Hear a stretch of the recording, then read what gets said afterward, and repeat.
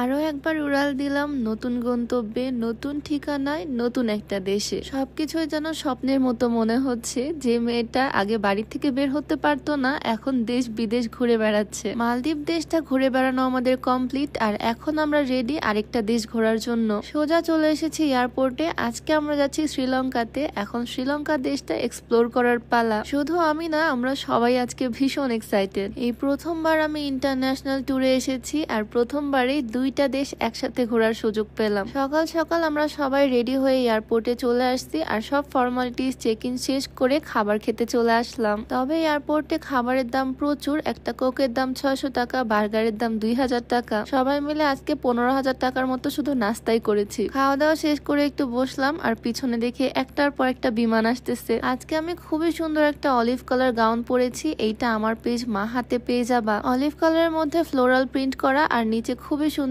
Frill work করা থাকছে। Soft cherry fabrics এর মধ্যে রেগুলার ইউজের জন্য একদম পারফেক্ট। বোরখা হিসেবে ইউজ করতে পারবে এই গাউনটা। হাতাতে ইলাস্টিক দেওয়া আছে, হাতার ডিজাইনটাও খুবই সুন্দর। একদম রিজনেবল প্রাইসের মধ্যে সুন্দর এই গাউনটা মাহা ফেসবুক পেজে পেয়ে যাবা। হিজাবটাও থাকছে একদম 90 ইঞ্চি লম্বা। এই ধরনের কালার আমার সচরাচর পরা হয় না, তাই আজকে একদম ইউনিক একটা কালার পরলাম। তবে এই অলিভ কালারটাতে মনে হয় যে কাউকে অনেক সুন্দর মানাবে, তাই না? যাই হোক, ফাইনালি আমাদের অপেক্ষার প্রহর শেষ। সবাই মিলে চলে আসলাম বাসে, আর বাসে করে চলে আসলাম প্লেনের কাছে। আমরা আজকে উড়াল দিচ্ছি শ্রীলঙ্কান এয়ারলাইন্স এর সাথে। আসার সময়ও এই বিমানটাতে এসেছিলাম। আসলে বিমান দেখলেই মনের মধ্যে খুবই এক্সাইটমেন্ট কাজ করে। বিসমিল্লাহ বলে বিমানে চলে আসলাম। মালদ্বীপে আসার সময় উইন্ডো সিট আমি পাইছিলাম না, শুধু একটাই দোয়া করতেছি যাতে এবার উইন্ডো সিটটা পাই। আর ফাইনালি সেটা পেয়েও গেলাম। আমি তো ভীষণ হ্যাপি। এখন জানালা দিয়ে মালদ্বীপের সৌন্দর্যটা দেখতে পারবো। উপর থেকে মালদ্বীপটা দেখতে কেমন সেইটা বুঝতে পারবো। সমুদ্রের মাঝখানে খন্ড খন্ড দ্বীপ, সেই দৃশ্যটা উপর থেকে দেখার ফিলিংসটা কেমন হবে সেইটাই চিন্তা করতেছি। তবে মালদ্বীপ থেকে যাওয়ার সময় একটা ছোট্ট ক্ষত নিয়ে যাচ্ছি।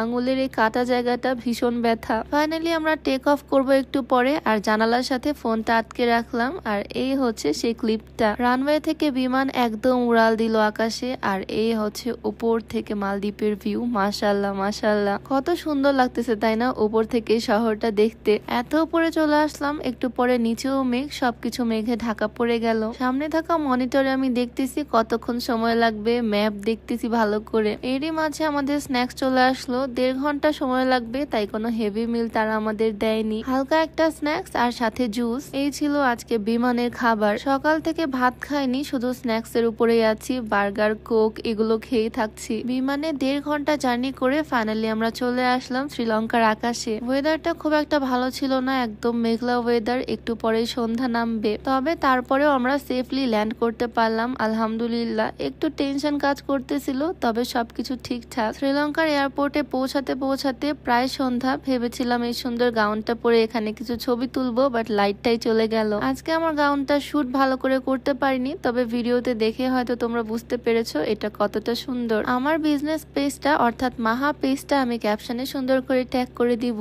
তো সবাই আমরা সেফলি চলে আসলাম আলহামদুলিল্লাহ। এসে লাগেজ কালেক্ট করে নিলাম, সবার ফর্মালিটিস সবকিছু কমপ্লিট করলাম। ইমিগ্রেশন শেষ করে চলে আসলাম সোজা বাইরে। এখানে এসে দেখি আমাদের গাইড এখানে আমাদের জন্য ফুলের মালা নিয়ে ওয়েট করতেছে। সবার জন্য ফুলের মালা নিয়ে আসছে উনি। শ্রীলঙ্কা এসে খুবই ভালো লাগতেছে। এখানে লেখাই আছে ওয়েলকাম টু শ্রীলঙ্কা। এয়ারপোর্টে এসে কিছু ডলার এক্সচেঞ্জ করে শ্রীলঙ্কান রুপি নিয়ে নিলাম। এগুলো অনেক কাজে আসবে। 5,000 টাকার নোট পর্যন্ত আছে এখানে। ইন্টারনেট ছাড়া তো আমরা একদমই চলতে পারবো না, তাই এখান থেকে শ্রীলঙ্কান সিম নিয়ে নিলাম। আর এয়ারপোর্ট থেকে বের হতে দেখি আমাদের গাড়িটাও চলে আসছে। লাগেজ সবকিছু গাড়িতে নিয়ে নিজেরা উঠে পড়লাম গাড়িতে। সারাদিন জার্নি করে আমরা ভীষণ টায়ার্ড। যদিও প্লেন জার্নি ছিল মাত্র 1.5 ঘন্টার, তবে এয়ারপোর্টের ফর্মালিটিস কমপ্লিট করতে 5 ঘন্টা লেগে যায়। 1 ঘন্টা আবারও এই গাড়িতে জার্নি করে আমরা কলম্বোর হোটেলে চলে আসলাম। রাতে রাস্তাঘাট যেটুকু দেখতে পারলাম, মনে হচ্ছে শ্রীলঙ্কা শহরটা আসলে অনেক সুন্দর। তবে মেন সমস্যাটা হচ্ছে এখানে হালাল ফুড খোঁজা।